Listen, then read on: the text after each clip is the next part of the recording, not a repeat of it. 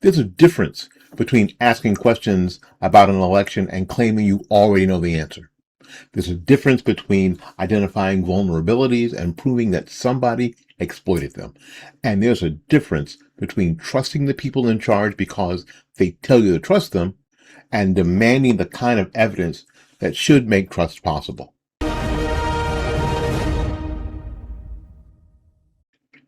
And this is where we need to be when we talk about the 2020 election. Okay. A recently declassified government assessment is important because it confirms something that many Americans understood long before Election Day 2020. America's election infrastructure has real vulnerabilities, not imaginary vulnerabilities, not partisan vulnerabilities, but real vulnerabilities involving voter registration databases, election management systems, electronic poll books, voting equipment, outside vendors, removable media, ballot preparations, and public-facing election machine websites.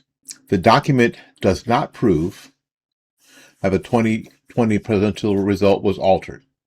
Let's go ahead and say that plainly. Because we are not here to manufacture certainty where the evidence is not established, okay? But it is absolutely does prove that serious people inside government knew our election infrastructure had weak points before Americans were told. Once the election was over, that asking questions was somehow dangerous. No, asking questions is what the citizens are supposed to do. The question is not whether a system can be vulnerable. Almost every system is vulnerable in some way. The question is whether the vulnerability was exploited, whether the evidence was preserved, whether the ballots can be independently checked, whether the people responsible for the election can show the American people exactly why the certified results deserve confidence. That is the standard, not blind trust, not blind rage, but evidence. And if we're going to get serious about it, there's a logical order to the questions that we have to ask. First, which claims about public-facing unofficial election night reporting and which claims are about the separately maintained certified vote totals? That may sound technical, but it's vital. Election night reporting websites are often the first thing that the public sees. They show precincts coming in, vote totals changing, counties reporting, percentages moving back and forth. They're designed to provide fast, unofficial information. But unofficial reporting is not the same thing as official canvassing and certification process. A reporting website can have a glitch. A media outlet can call a race way too early. A county website can briefly show the wrong number. Data can be delayed, duplicated, or displayed incorrectly. Those things can cause real confusion, and they deserve investigation. But confusion on a public website is not automatically proof that certified totals were changed. But at the same time, officials cannot wave away every reporting issue by saying, that was unofficial. If the public was shown bad data, if numbers changed in ways that were not clearly explained, or if there was a failure in the reporting system, the public deserves complete explanations. The answer just can't simply be, I'll move along, nothing to see here. Okay, we need to separate the two questions. What happened on the public-facing reporting system and what happened in the certified count. Those are related questions, but they are not the same question. Next, we need to know which states and counties use paperless systems or systems with weak auditability in 2020. This is where the rubber meets the road. A computerized voting system may tell you what it counted, but the real question is, can you independently verify that answer? If a voter marks a paper ballot, or if the voter can review a voter verifiable paper record, then there is something physical to the audit. Human beings can examine that record. They can compare it to the machine total. They can recount it. They can test whether the machine reported the same winner and the same margin and the same paper record shows. Okay? Now that's the gold standard. Not because paper is magical somehow. Paper indeed can be mishandled, but paper gives us a record outside of the machine. It gives us something the public can inspect and something auditors can count. If there's a system with no independent paper record, it creates a much harder problem. If the machine is the only witness, then the machine is also the only thing being accused. You are being asked to trust the same system that you're trying to verify. And that is not a satisfactory position for a constitutional republic. So before we start throwing around broad claims about national election, we need a state by state and county by county map.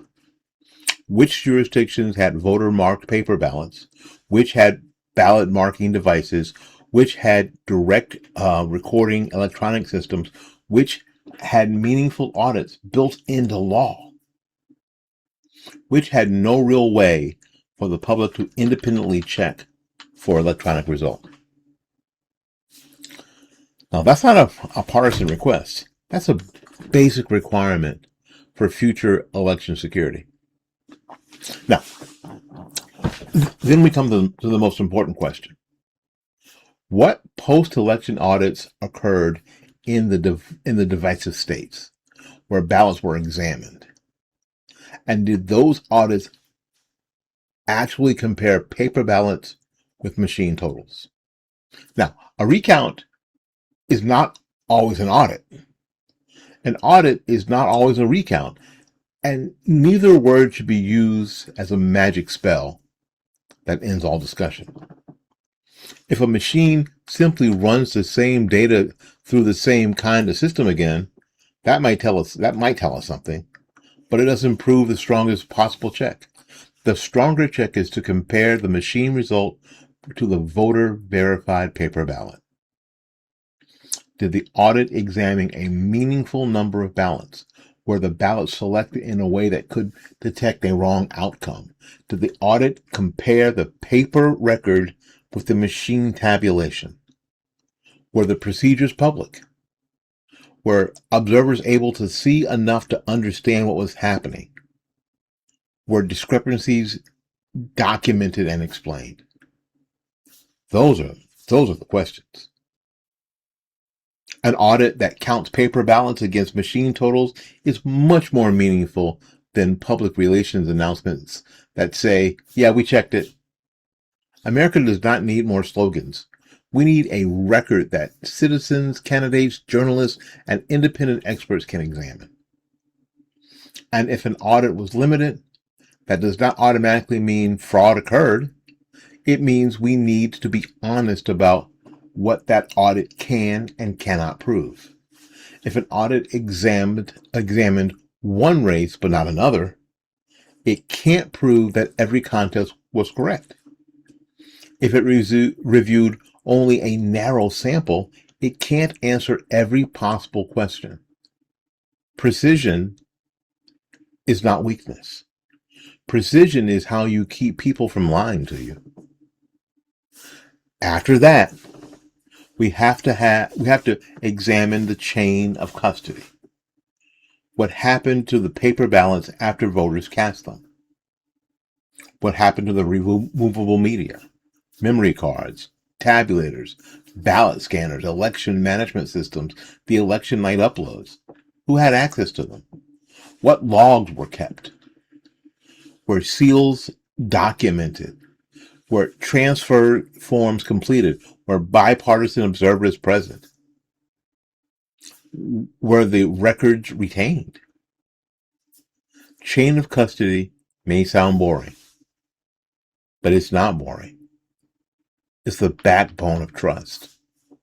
And in any serious investigation, evidence matters only if we can establish where it came from, who handled it, whether it was secured, and whether it remained intact. The same is true with elections. A ballot is evidence. A memory card is evidence. An election management server is evidence. A tabulator log is evidence. If people want Americans to trust an election, then the custody trail must be clear enough that any ordinary citizen can understand it. Not every citizen will read every log, but the records should exist. They should be preserved, and qualified people on different sides of an argument should be able to inspect them. No American should be told the chain of custody doesn't matter. It matters in courtrooms, OJ. It matters in law enforcement, OJ. It matters in the military. It matters when we handle money. It certainly matters when we choose the people who will wield the power over the entire country. Then we need to identify where there were actual anomalies. Not internet rumors, not viral videos with music underneath it, but documented anomalies. Did a jurisdiction report unexplained voter registration changes? Did it have an unusually high provisional ballot rate? Did logic and accuracy tests fail? Did tabulators malfunction? Were there ballots accounting problems? Were there custody failures?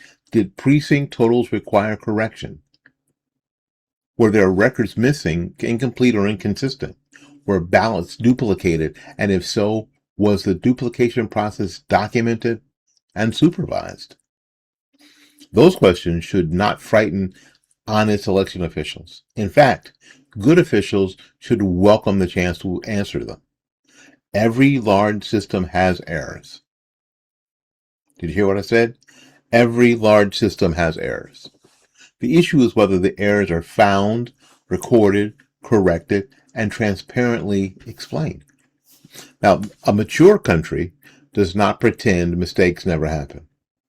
A mature country creates systems capable of finding mistakes before they become permanent results.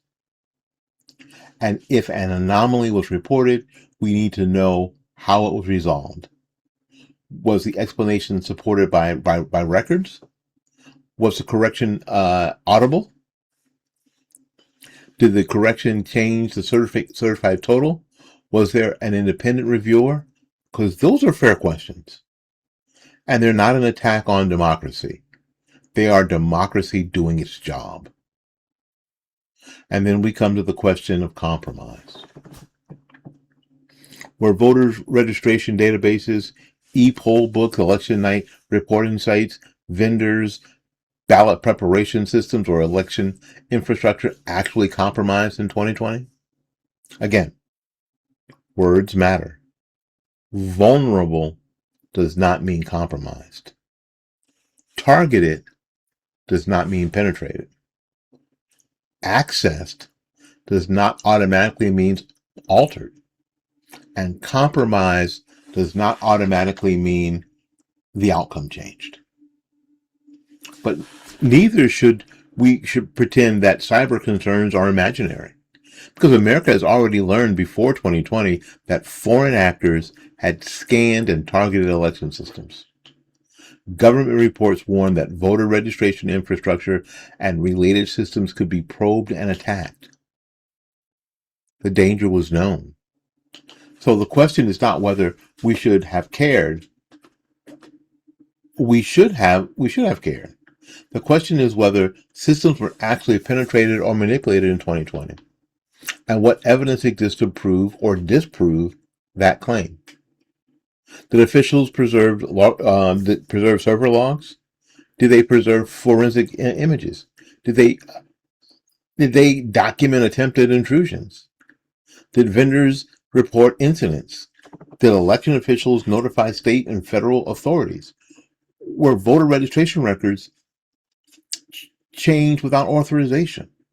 Did Electronic poll books malfunction because of a cyber event, a technical failure, or something else. Were public reporting systems affected while certified systems remained intact? Now, this is where the conversation has to go. Not, I saw a chart online. No, no, no. Somebody said there was a server in another country. No. There was a vulnerability. Therefore, the result was stolen. Those are not standards of proof. They may be reasons to investigate, but they are not proof. The evidence we need is in logs, forensic images, ballot records, audit records, sworn testimony, and chain of custody forms, system documentation, and preserved physical ballots. That is the evidence that matters. Now, here's the part where I want every American to hear. Please listen to this. Demanding that evidence does not mean declaring the election was stolen. It means refusing to settle for a country where elections are treated as a religious ritual. The officials announce the results, the media reports it, the public is told to accept it, and anyone who asks for documentation is labeled a threat. No. Government power must be accountable. If they want us to trust, then show the work. If they want people to stop questioning outcomes, then build systems where ordinary people can see why the outcome is reliable. And that means voter-marked paper ballots. It means transparent and meaningful post-election audits. It means strong chain of custody. It means public documentation. It means secure voter registration systems. It means separating the unofficial election night spectacle from the careful work of certification. And it means consequences when the procedures are ignored. We also need to stop pretending that election integrity belongs to one political party. It doesn't. A weekly audible election system is dangerous whether your candidate wins or loses. A vulnerability does not become acceptable because it benefits your side at the time. A broken chain of custody does not become heartless because the candidate you supported was certified. The standard must be the same for everybody. Can the vote be verified? Can the process be examined? Can the evidence be preserved? And can a reasonable person see how the result was reached? If the answer is yes, confidence grows. If the answer is no, then confidence will continue to collapse. And people will deserve better than lectures from people who refuse to provide the proof. The declassified document in question is not the final answer in 2020. It is evidence that the concerns were real and they were known and serious before the election. That alone ought to end the lazy claim that every election security concern was crazy or malicious. But the argument does not, or by itself, establish the 2020 result was altered. We cannot make that leap responsibly. The proper response is neither blind trust or supported uncertainty. The proper response is a demand for evidence. Preserve the ballots and the logs and the forensic images and the custody records. Open the audit records. Explain the anomalies. Show the public the difference between official reporting and certified totals, and make every future election verifiable enough that America does not need to have to fight some battle after every close race. And that's not radical. That's responsible. Because the right vote is not protected nearly when the ballot is cast. It's protected when the voter can have confidence that the ballot was recorded, secured, counted, and preserved. That's the work that we all have before us. My name is Willie Lawson. This is the Morning Report. Please, if you like what we do, please subscribe. Please click the little subscribe button right there for us. That'll help us out a lot. Until we see you again, go out there and learn something, love somebody, and for goodness sakes, y'all take care of yourself. We will see you when we see you. Bye-bye now.